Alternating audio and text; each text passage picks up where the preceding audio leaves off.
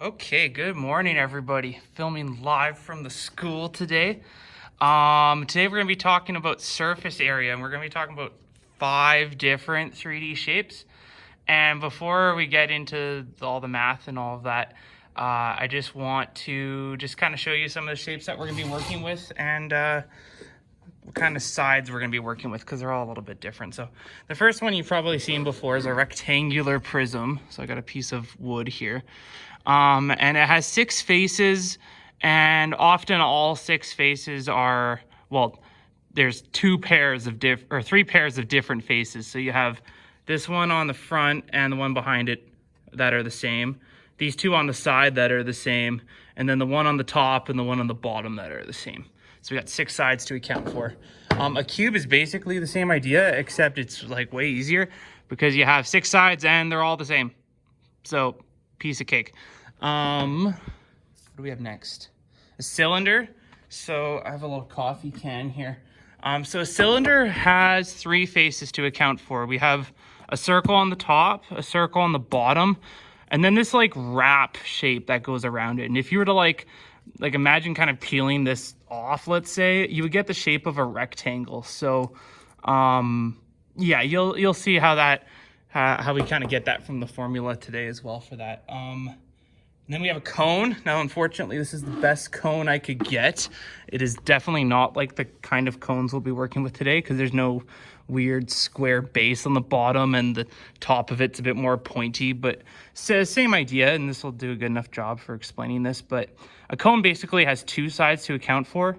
You have a circle on the bottom, and then this kind of wrap shape around it, kind of like the cylinder had, except you'll see that the formula for that's a little bit different. And then the last shape we have is a sphere, so like a ball shape. And I have a globe there. And what's nice about a sphere is that there's only one side to really account for. The formula is a bit weird, but that's okay. And the only real measurement we need for that is the radius. And a sphere actually does have a radius. It's just pretty much the distance from anywhere on the outside of the sphere to the very, very middle of the shape. Okay, so if you're thinking of it like the Earth, because contrary to popular belief, the Earth is actually round. Think of it like the center of the Earth. Okay, so you have like the surface right to like the middle of the center of it. That would be like your radius. So yeah, let's get into the kind of formulas we're going to be working with. In case you don't really know what surface area is, though, it's the combined area of, let me just fix the camera here. It's the combined area of all of the faces of the shape. So for something like a cube, it's that plus that plus that plus that plus that plus that. So it's the total area of the entire shape combined, okay? And yeah, we'll get into some of the formula today. Let me just fix the camera. There we go. Once again, the camera's a little bit cut off by the holder, so I can't fully see what you guys can see, but I'll try my best. So the first one we have there is the rectangular prism. Now, there's a lot of little variables going on, but luckily you've seen all of these before. So for the rectangular prism, we have kind of like 3 different multiplications going on here. So we have 2 times the length times the width, plus 2 times the length times the height, plus 2 times the width times the height. Now, you might be wondering, why is there only 3 things there if there's 6 sides to this shape? Well, that's where the 2 comes into play. I don't know if you guys can see that. Let me move this back a bit.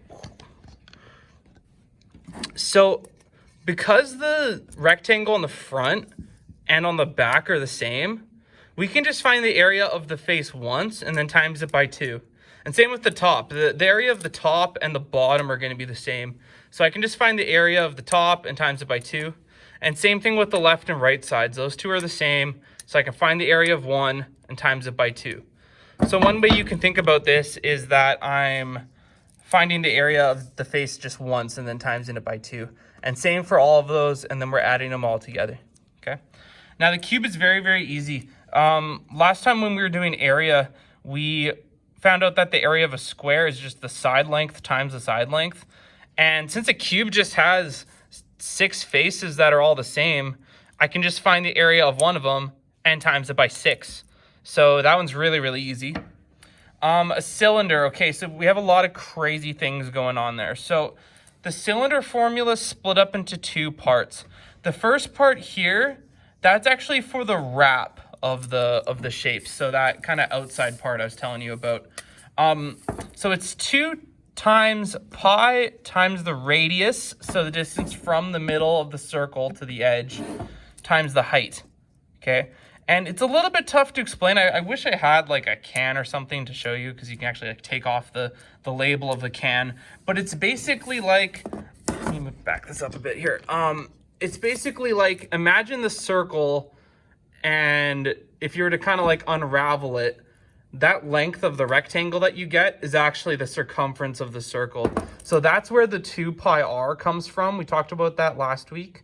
And then as for the other side of the rectangle, this hypothetical rectangle, it's just the height of the cylinder. So maybe next time I'll bring in a can or something like that, and I can show you a little bit better of what I'm talking about here. As for the other part, it's 2 times pi r squared. Now you might notice the pi r squared from when we were doing the area of a circle last week. And we're just timesing that by 2 because there's 2 circles. So not bad. So the first part, that's for the rectangular wrap of the cylinder.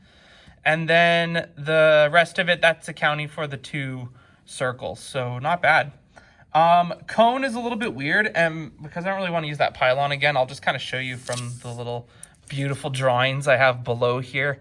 So for a cone, there's 2 sides to account for. We have kind of outside part of the cone and then the circle on the bottom. Now the pi r squared's pretty easy to understand just because that's, well, it's just a regular circle on the bottom. But the rest of it's a little bit weird. So we have a new variable we haven't seen yet, and that's s. Now s stands for the slant of the cone. So rather than dealing with like the height of it, which is the distance from the bottom right to the top, we're actually going to be working with this slanty line here. So if you see a problem where you have to find the surface area of a cone, if you have a height, you're not going to use that at all. You're just going to be using the radius and the slant distance. Now, when we get into volume, we're going to need the height. But for surface area, we don't. And finally, for a sphere, like I said earlier, really, really easy because we only have 1 dimension to work with, and that's the radius of it. So it's 4 times pi times the radius squared. And I can't really explain why it's those numbers in particular. I'm sure you can find an explanation on YouTube, but I'm not going to lie, I don't really know off the top of my head. But I have a beautifully drawn sphere here. I know this is probably the worst drawing I've had so far on these videos. But all you got to do is just plug in the radius into your formula and you're good. And in case you forgot from last week, that little 2 there means it's squared, which means it's times itself. So rather than doing all of that, you can just sort of think of this as 4 times pi times radius times the radius again. And once again, if all these variables and numbers are kind of combined like that, it just means they're all being multiplied together. I just wanted to review that really quick. So let's do some examples, okay? So I got one